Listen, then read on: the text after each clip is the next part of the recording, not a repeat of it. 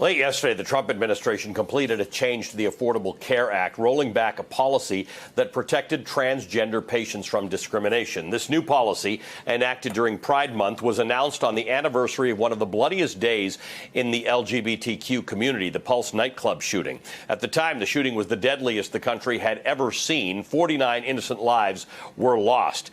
We're also learning more about the deaths of two trans women who were killed this week. Dominique Remy Fells and Rihanna Milton were killed on Tuesday. Each of their cases are considered open homicides, according to police departments in both Philadelphia and Liberty Township, Ohio. The Human Rights Campaign says that at least 14 transgender people have been killed so far this year. The majority of those are trans women of color. GLAAD, the Gay and Lesbian Alliance Against Defamation, says the trans women of color have a life expectancy in the United States of 35 years. Joining me now, Kimberly Crenshaw, professor at both UCLA and Columbia Law School, and Imara Jones, founder and creator of TransLash Media. Welcome to both of you. Thank you for being with us.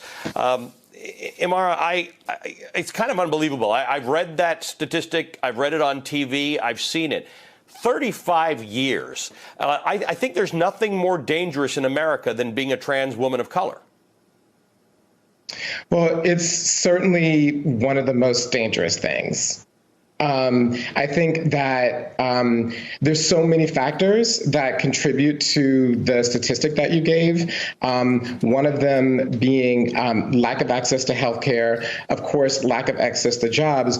And when you have a life expectancy of 35, or the fact that most trans women who die before 35 are due to homicide or some other factor, it's because everything is failing. And so we need to look at the entire system of support and rights and equal access that we have for trans people. And of course, the new rule from the Trump administration sets us back in that.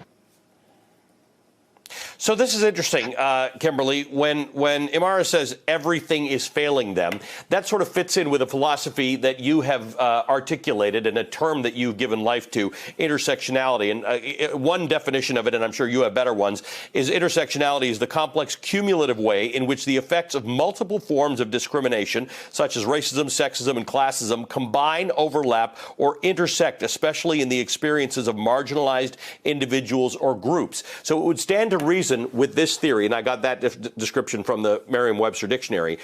Under this theory, a trans woman of color faces multiple forms of discrimination because they are transgender, because they are a woman, because they are a person of color, and all sorts of systems fail them. Yes, and it's important to focus on the systemic dimension of it. I think one of the things that sometimes people misunderstand about intersectionality is they think it's just about identity. It's just an identity politics claim. It's just a demand for recognition, rather than it calls attention to the ways that transphobia, patriarchy, and misogyny and racism all come together. It's the confluence of these dynamics that cause the disproportionate vulnerability of trans women of color. It's not just one thing, and it's not just an identitarian thing. So I think, as Imara said, it's the failure of all of these things that contribute to the vulnerability, and therefore our politics have to address those confluences that create the harms that now we're seeing happening across the country. To many people, Imara, we've sort of been able to normalize the idea that we live in this free, open society and everybody faces the same experience in life. In this moment where we are realizing that that's just not true, particularly as it relates to people of color and the police, what is the thing about the experience of being a trans woman that you can tell our audience, that the things that they may not think about on a daily basis, that trans women think about on a daily basis, the fears that they have? Well, I want to be clear to speak to my experience. I can't speak for all trans women, but I think that one of the things that's really important to understand is that we face the backlash and the frontlash caused by living in a patriarchal society. So for some people, trans women are murdered and killed and are targeted because we are too much woman. And with respect to trans women, and then on the other hand, are also ridiculed in public culture and dehumanized for not being woman enough.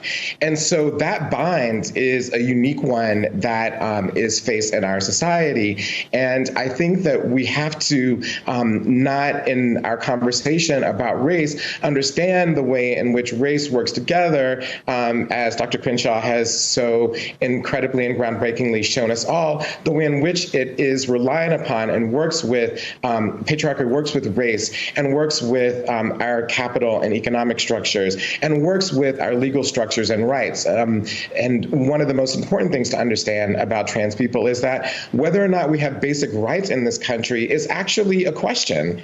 It's a question right now before the Supreme Court. The Trump administration, through this rule, has deemed that our humanity is not equal, and therefore we do not deserve equal access to health care. And so that is a basic tenet of American life that is not faced by the overwhelming majority of Americans. Kimberly, 3 months ago today, something happened that I think if you asked 10 Americans about, not most of them would know what the significance is of today, 3 months ago. Yes, so it was the moment when Rihanna Taylor, who should have been a hero, I mean, she risked her life trying to give service to her fellow Americans to fight the coronavirus. She was an EMT. She lost her life when raid of her apartment based on a mistaken warrant, a no-knock warrant, allowed police officers to come in and basically shoot her 8 times and took her life. Very few people knew about that at the time, and basically 3 months passed before there was any attention to it.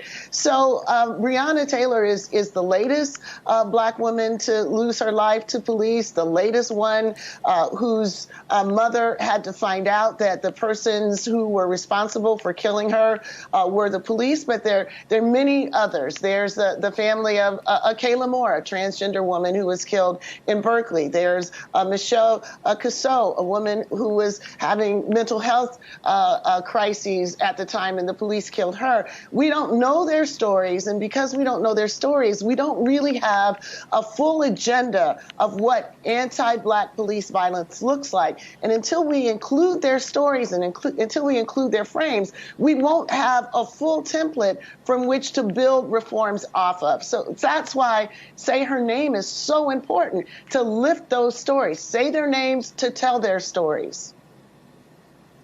Well, we are just getting to the point that most Americans understand that Black Lives Matter is a thing, and a thing that they can say proudly, and a thing that they can put in their tweets, and a thing that they can wear on their shirts. So while we're at it, let's remember to say her name, and let's remember that trans lives matter, because if we can open our minds, we can open our minds to every last bit of it. Kimberly Crenshaw, thank you for that. Kimberly Crenshaw is the Executive Director of the African American Policy Forum. Imara, thank you for sharing your stories and the things that we need to understand about transgender people in America. Imara Jones is the founder and creator of TransLash Media.